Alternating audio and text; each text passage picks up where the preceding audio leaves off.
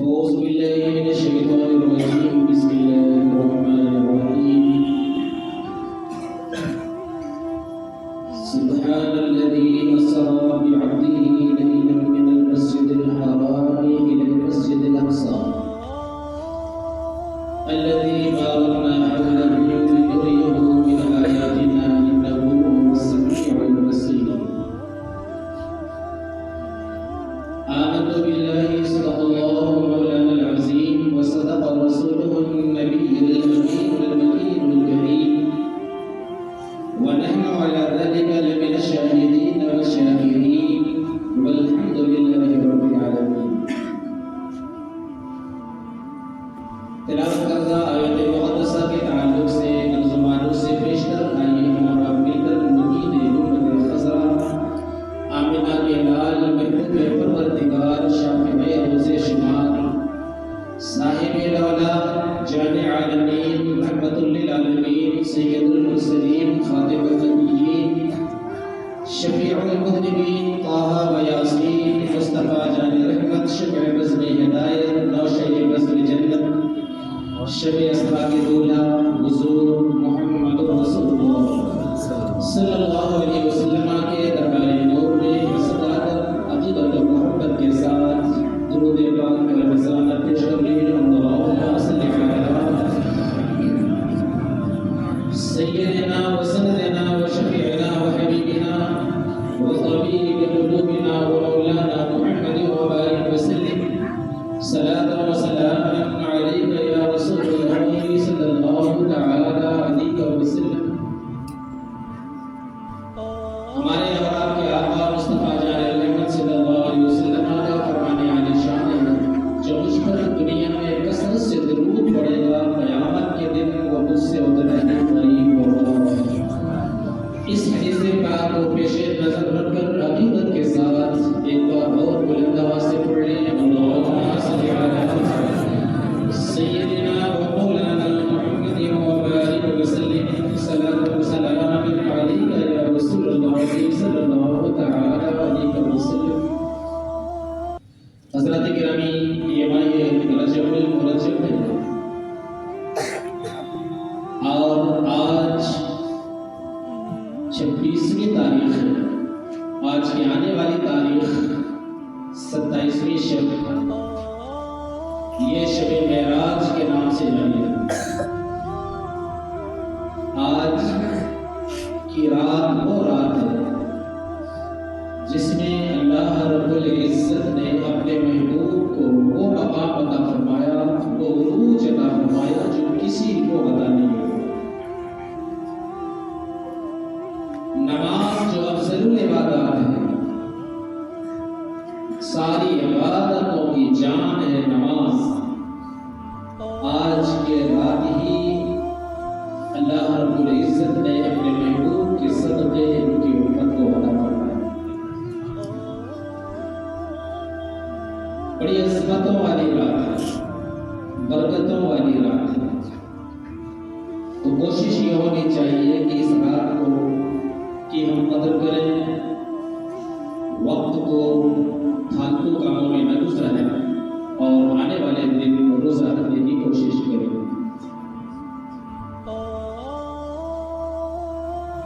دنیا میں 1,24,000 کم و بیش انبیاء تشریف لائے. اللہ تبارک و تعالیٰ نے ہر نبی کو معجزہ عطا فرمایا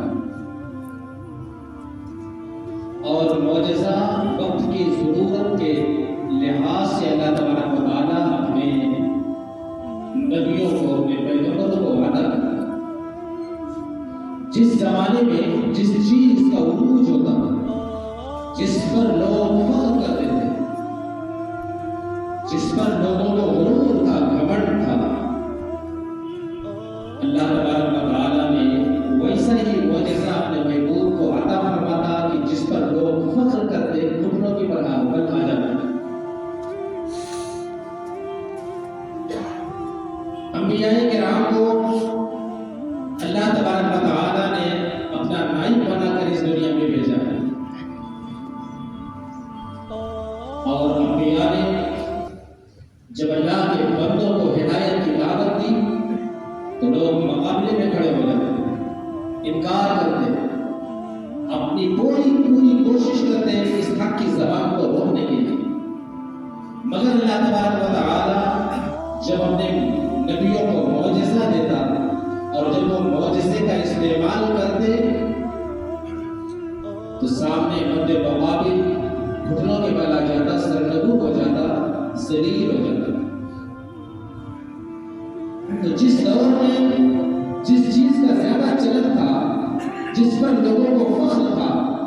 اسی اعتبار سے اللہ تبارک و تعالیٰ اپنے نبیوں کو معجزہ عطا فرماتا۔ مثال کے طور پر حضرت سیدنا موسیٰ علیہ السلام کے زمانے میں جادو عروج پر تھا، جادو اتنے عروج پر تھا، لوگ فخر کرتے تھے، اپنے جادو پر فخر تھا لوگوں کو۔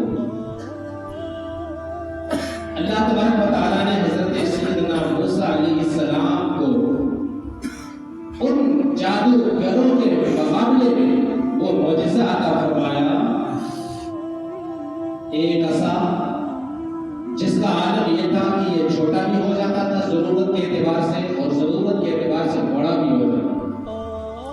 جس کی خاصیت یہ تھی کہ رات میں روشن بھی ہو جاتا، روشنی بھی دیتا۔ اور جب جادوگر مقابلے میں آئے تو کوئی ایک دو جادوگر نہیں، ہزاروں کی تعداد میں جادوگر تھے، اور انہوں نے جو رسیاں پھینکی تھی، جو سانپ بنایا تھا، وہ ٹنوں کے برابر تھی۔ یہی حضرت موسیٰ علیہ السلام کا عصا جب آپ نے اسے چھوڑا، یہ سانپ کی شکل میں بنا اور بن کر اسلحے کی شکل اختیار کر کے جتنے سانپ جادوگروں کے میدان میں دوڑ رہے تھے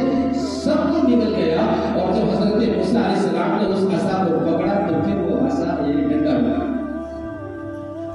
یہ معجزہ اللہ تبارک و تعالیٰ نے اس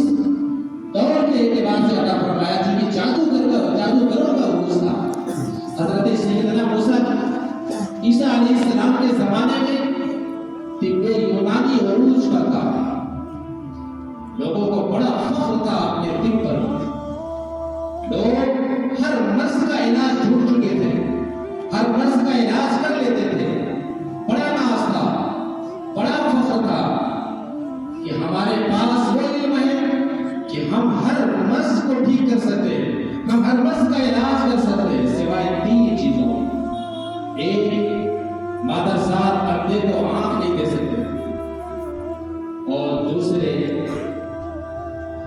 کوڑی کو اچھا نہیں کر سکتے، جس کو کوڑ ہو گیا ہے اسے اچھا نہیں کر سکتے، اس پر عاجز ہے، تیسرے یہ کہ مردے کو زندگی نہیں دے سکتے۔ باقی ہر چیز میں کمال تھا، ہر چیز میں فخر تھا، انہیں یہ تین چیزوں میں عاجز تھے۔ اللہ تبارک و تعالیٰ نے حضرت عیسیٰ علیہ السلام کو یہ تینوں معجزے عطا فرمائے کہ اگر وہ کوڑی کے جسم پر ہاتھ پھیر دیں تو کوڑ سے شفا مل جائے، اور اگر آنکھوں پر ہاتھ رکھ دیں اللہ تعالیٰ بینائی عطا کر دیتا تھا، اور عالم یہ تھا کہ مردے کو ٹھوکر مار دیں تو وہ اٹھ کر کے باتیں کرنے لگے۔ یہ معجزہ حضرت عیسیٰ علیہ السلام کو اللہ نے عطا فرمایا، بلکہ یہی نہیں، مٹی کے پرندے بنا دے اور پھونک مار دے تو وہ پھڑپڑانے لگتے اور اڑ جاتے۔ اللہ تبارک و تعالیٰ نے حضرت عیسیٰ علیہ السلام کو یہ معجزہ،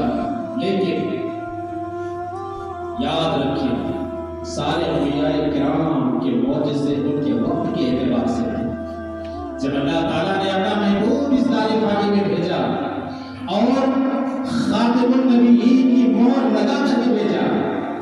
تو اللہ تبارک و تعالیٰ نے اپنے محبوب کو وقتی معجزہ نہیں، اللہ تبارک و تعالیٰ نے کچھ ایسے معجزے عطا فرمائے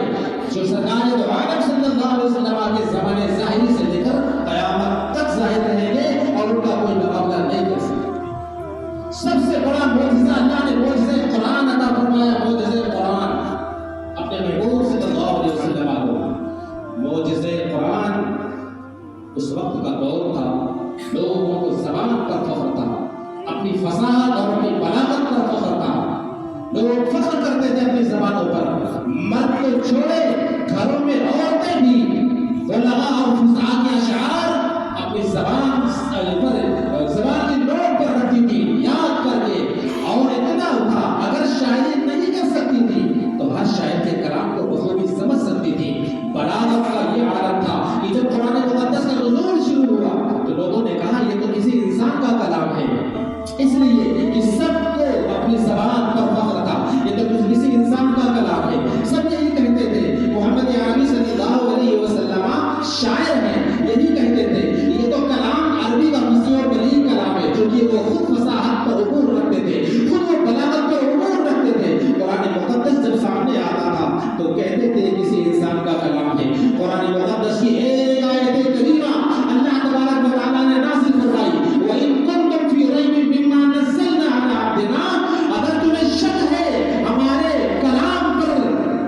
محمد عربی تمہیں پڑھ کر سنا رہے ہیں تو لے آؤ اس کے مثل کوئی ایک آیت بنا کر، ایک سورہ بنا کر، لیکن تم کبھی نہ لا سکو گے۔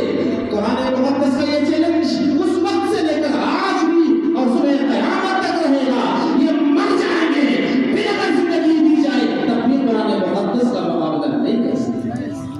یہ قرآن کا معجزہ صبح قیامت تک باقی۔ دوسرا معجزہ معراج۔ قرآن مقدس کے بعد سب سے بڑا معجزہ یہ معراج۔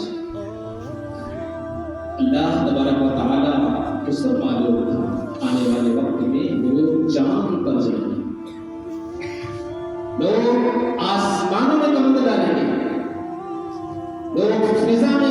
فضا کے کانٹے پر سوار ہو کر پرواز کریں گے۔ محبوب صلی اللہ علیہ وسلم کو ایک ایسا معجزہ اور ان کا وہ مقام عطا کیا جائے کہ لوگ یہ نہ کہہ سکیں کہ ہم محبوب سے آگے بڑھے۔ اللہ تبارک و تعالیٰ نے اپنے محبوب کو معجزہ معراج عطا فرمایا اور اس عروج عطا کیا کہ میرے آقا مصطفیٰ جان رحمت صلی اللہ تعالیٰ علیہ وسلم جب معراج پر گئے، سید الملائکہ، فرشتوں کا امام، بیت معمور کا خطیب، فرشتوں کا امام اور سردار سید الملائکہ حضرت جبریل امین سدرۃ تک تو گئے، لیکن پھر ہاتھ جوڑ کے عرض کیا یا رسول اللہ، اگر میں یہاں سے ایک بار کے برابر بھی آگے پڑھا تو میرے پر چل کر کے خاک ہو جائے، اب میری بچانا ہے۔ اللہ نے اپنے محبوب کو عروج عطا کیا کہ بشر میں انسانوں میں سب سے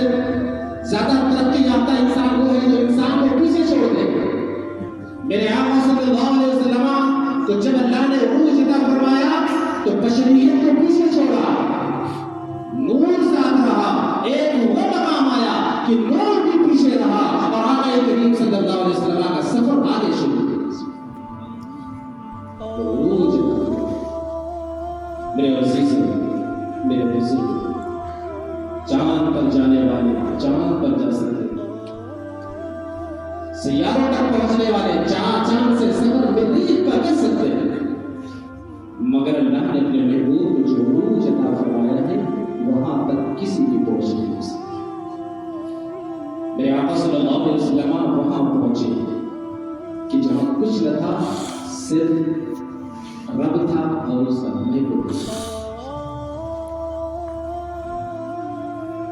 اور شان کیا تھی؟ وقت ہو چکا ہے۔ حضرت موسیٰ علیہ السلام نے اللہ کی بارگاہ میں عرض کیا تھا، رب ارنی انظر الیک، مجھے اپنے آپ کو دکھا۔ حضرت موسیٰ علیہ السلام چل کے گئے، کوہ طور پر وادی مقدس پر پہنچنے سے پہلے اپنے نالے اتاری، اس کے بعد کوہ طور پر پہنچے اور وہاں عرض کرتے، گڑ گڑا کے عرض کرتے، بڑا شوق تھا اللہ کے دیدار کا شوق، اور اللہ کے دیدار میں جو مزہ ہے کون جانے، اس نے دیکھا ہے اسی سے پوچھے۔ قیامت کے دن جب اللہ تبارک و تعالیٰ اپنا دیدار کرائے گا تو جنتی جنت کی نعمتوں کو بھول جائیں گے، جنت کی حوروں کو بھول جائیں گے۔ جو مزہ اللہ کے دیدار میں ہوگا وہ مزہ جنت کی نعمتوں کو، جنت کی نعمتیں ہونے کے باوجود تمنا کریں گے ایک بار دیکھا ہے دوبارہ دیکھنے کی تمنا۔ حضرت موسیٰ علیہ السلام کو روک دیا گیا، نہیں دیکھ سکتے، پھر عرض کی، جب ایک بار منع کر دیا گیا تو بار بار عرض کرنا، دیدار کا جو مزہ تھا، جو لطف تھا، اس کے لیے بار بار اللہ تبارک و تعالیٰ نے فرمایا، موسیٰ اس پہاڑ کی طرف دیکھو، اگر یہ پہاڑ اپنی جگہ پر قائم رہا تو تم دیدار کر سکو گے۔ حضرت موسیٰ علیہ السلام نے نظر جمالی پہاڑ کی طرف، اللہ رب العزت نے اپنی صفات کی تجلی فرمائی، ذات کی نہیں، اپنی صفت کی تجلی، اور وہ بھی اپنی صفت کی تجلی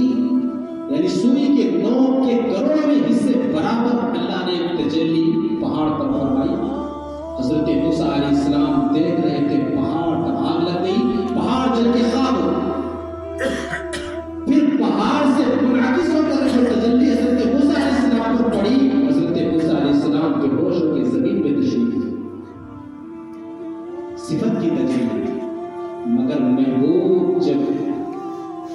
جب محبوب کو قرب کا مقام اللہ نے عطا فرمایا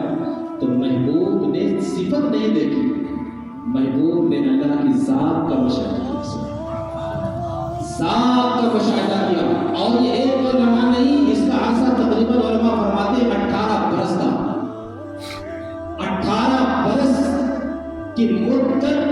حضرت محمد رسول اللہ صلی اللہ علیہ وسلم اس منظر کا ملاحظہ کرتے رہے۔ اب نبی کی شان ذرا دیکھیں میرے عزیزوں، میرے بزرگوں، میرے محبوب نے، میرے مصطفیٰ نے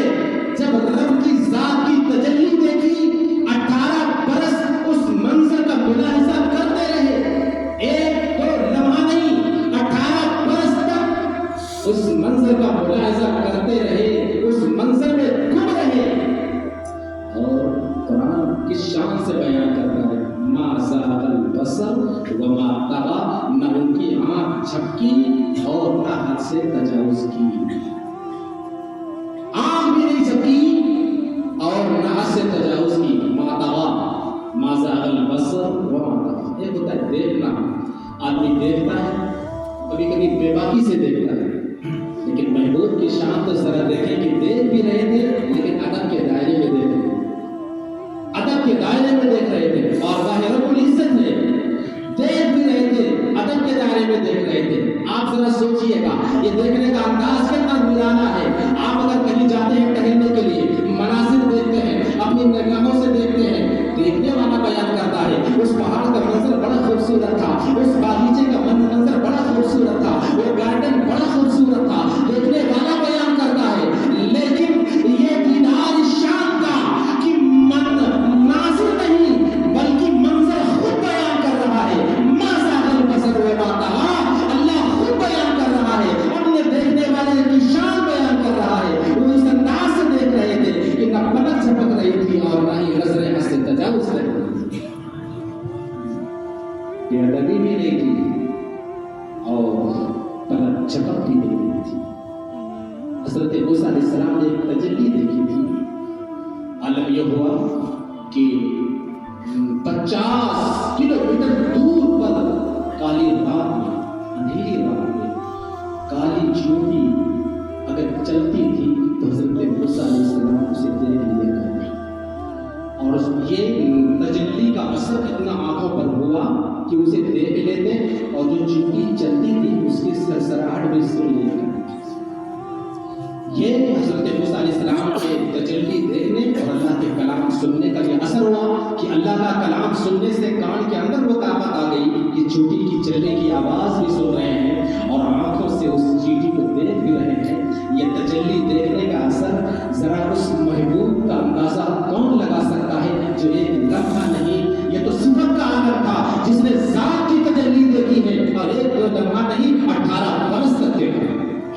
18 برس کی مدت تک ملاحظہ فرمایا ہے۔ اس کا عالم کیا ہوگا؟ اللہ نبی کو بریلی کے تاجدار نے کہا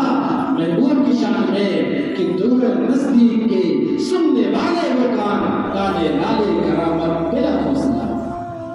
حضرت موسیٰ علیہ السلام کے اندر یہ کمال عطا ہوا تجلی دیکھنے سے، تو محبوب تو 18 برس تک ذات کو ملاحظہ کرتے تھے۔ اس لیے میرے محبوب نے فرمایا کہ اپنے صحابہ سے کہ جو میں دیکھ سکتا ہوں وہ تم نہیں دیکھ سکتے، جو میں سن سکتا ہوں وہ تم نہیں سن سکتے۔ میرے عزیزوں، میرے بزرگوں، تو شب معراج ہے، یہ اس میں بڑی لمبی باتیں ہیں، انشاءاللہ تبارک و تعالیٰ